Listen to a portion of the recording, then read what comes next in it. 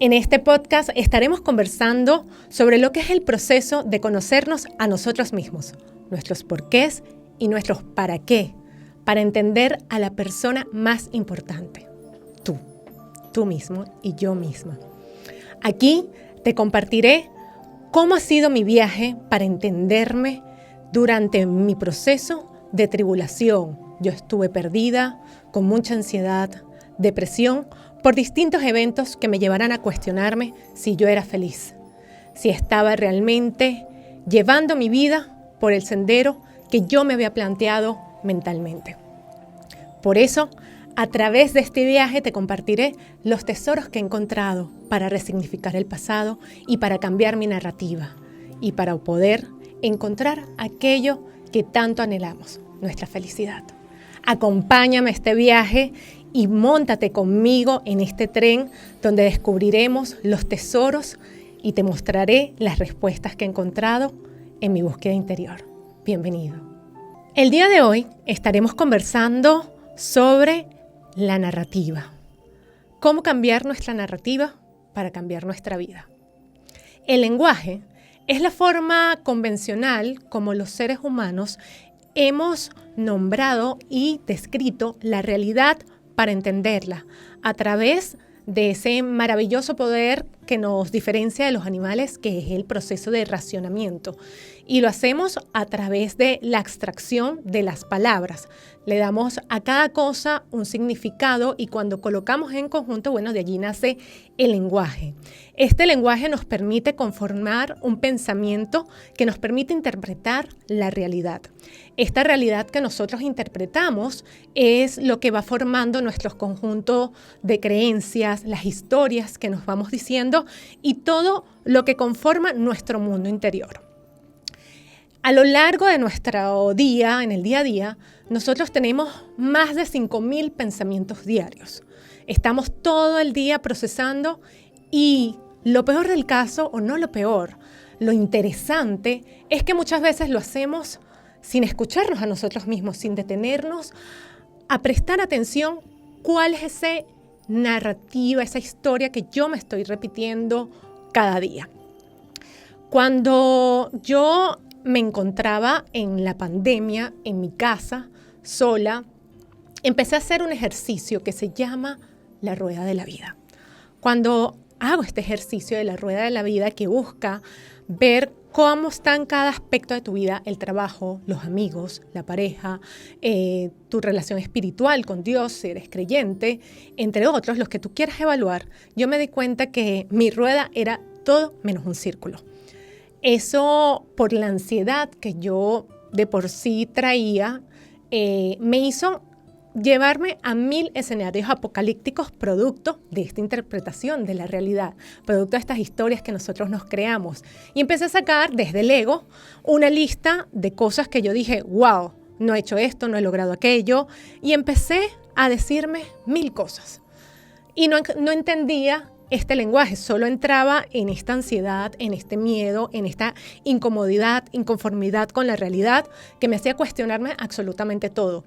Me había mudado más de 5 veces, había estado en distintos lugares, pero no me sentía llena, no me sentía plena, no me sentía feliz.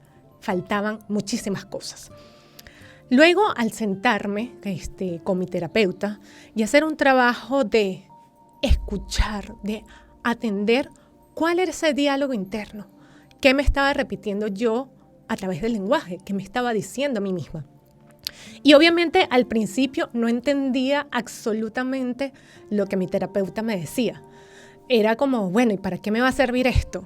Y empiezo a hacer este ejercicio en una hoja de Excel. Empiezo a colocar cada uno de los pensamientos automáticos y luego, ¿cuál era la emoción asociada? Ese fue un primer ejercicio. Más tarde, con la inconformidad que sentía con esta rueda de la vida y con todas las historias que yo me estaba contando sobre si había logrado o no lo que yo llamaba el éxito y lo que era para mí ser aprobada y validada por a quienes yo les había dado el poder, me doy cuenta que no me sentía conforme. Y empiezo a escribir cada una de esas cosas. no me siento feliz donde estoy viviendo, mi mamá me crió de esta forma, mi papá hizo tal cosa, mis exparejas hicieron esto, tales amigos tal cosa, y yo estaba en una pelea con la realidad y me levantaba y me volvía a tropezar con la misma piedra, y me levantaba y me volvía a tropezar con la misma piedra, porque además estos pensamientos que están todo el día se repiten una y otra vez, pero sin escucharlo, sin prestarle atención. Y cuando yo leí lo que yo me estaba diciendo, comprendí que primero, me estaba dando durísimo. Yo era mi peor juez. Yo era mi propia verduga. Yo me había inventado que tenía que ser perfecta, que le había dado valor en la sociedad a que otros me dijeran a qué edad yo me tenía que casar, a qué edad tenía que tener hijos, cuál trabajo tenía que tener, qué carro debía tener, y cuáles cada una de esas cosas yo no había logrado, y por ende, bueno, no podía ser feliz y no me daba el permiso de ser feliz porque no había logrado esa lista de supermercado. Y me juzgaba a mí misma. Esa forma de juzgarme me llevaba a pensamientos muy obsesivos que me repetía durante todo el día, y me llevaba a la comparación con otras personas que tal vez sí lo tenían, o que yo quería que ellos hicieran cosas sobre mí, con mi mamá, con mi papá, con parejas, con amigos. Y nace esta necesidad de control y esta ansiedad de respuesta y esta pelea con la realidad, donde estamos completamente disconformes.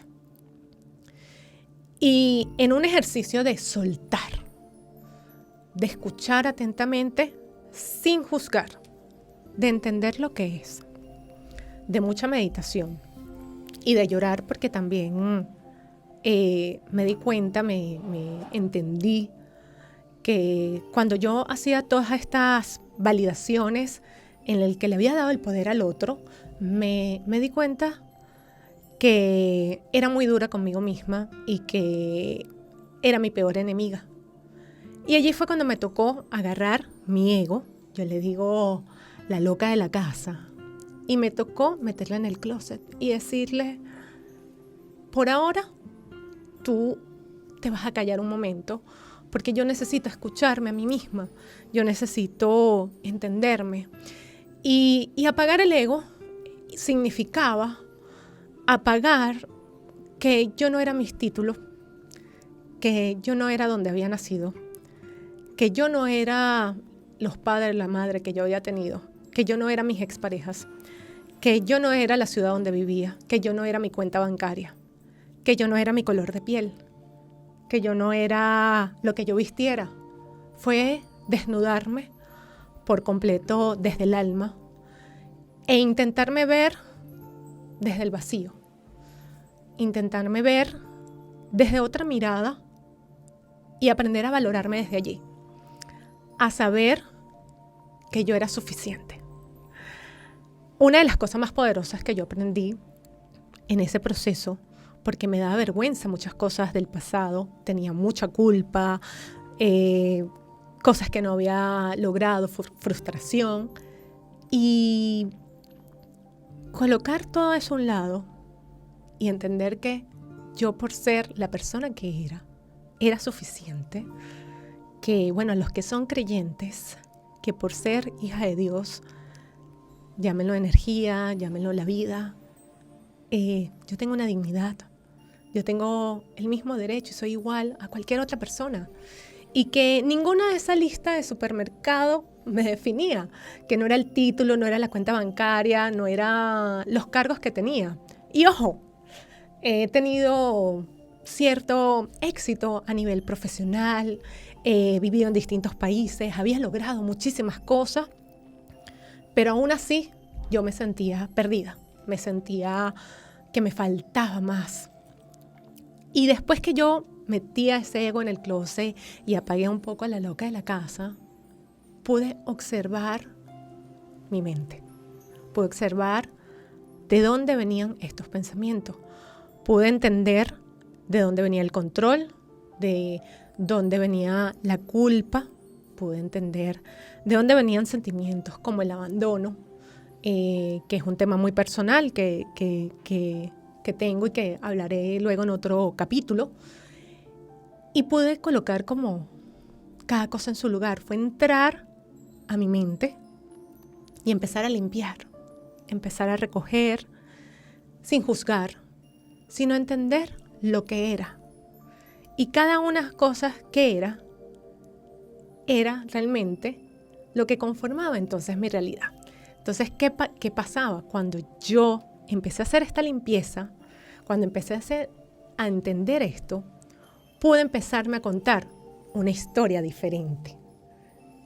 Pude resignificar el abandono, pude resignificar mi relación con mi madre, pude resignificar las decisiones que yo había tomado desde mi carrera, desde lo que había estudiado, de por qué me he ido a distintos países, lo que había hecho en mi país natal, que es Venezuela, y a lo que me había dedicado. Y pude darle valor desde mí.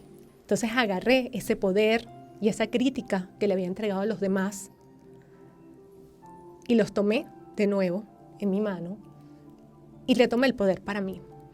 Y pude cambiar la historia que me había contado. Recuerdo claramente que mi terapeuta me hace un ejemplo y me dice: Vani, yo toda la vida me sentí mal porque, bueno, mis papás me tuvieron de muy joven y bueno, yo me hacía historias con eso y al final no hay amor más bonito que el amor adolescente, que es un amor puro, es un amor lleno de hormonas, lleno de pasión. Y ella nació producto de ese amor y sus papás la amaron muchísimo, así. Y ahí fue cuando dije, wow, mi mamá me deseó muchísimo, mi mamá me quería tener, pero mi mamá, a diferencia de ella, me tuvo mucho más tarde. Me tuvo a los 37, 38 años. Y fue su decisión y quiso tenerme. Y entonces, porque yo me había contado la historia de que mi mamá se había sacrificado por mí, que me había dado todo, y porque se había sacrificado por mí, yo tenía una deuda de carga, entonces tenía culpa cuando me dedicaba a mis cosas, entonces si yo me dedicaba a mis cosas era egoísta, y me metía en este remolino de pensamientos automáticos que lo que te hacen es, ¡pum!, te llevan a un foso. Y sobre todo, bueno, después de la pérdida de mi mamá, todas esas cargas emocionales vinieron a mí, me atraparon y ya yo estaba en un hueco y fue como si me hubiesen caído piedras encima porque toda esa culpa volvió a salir, toda esa necesidad de aprobación y no entendía muy bien de dónde venía.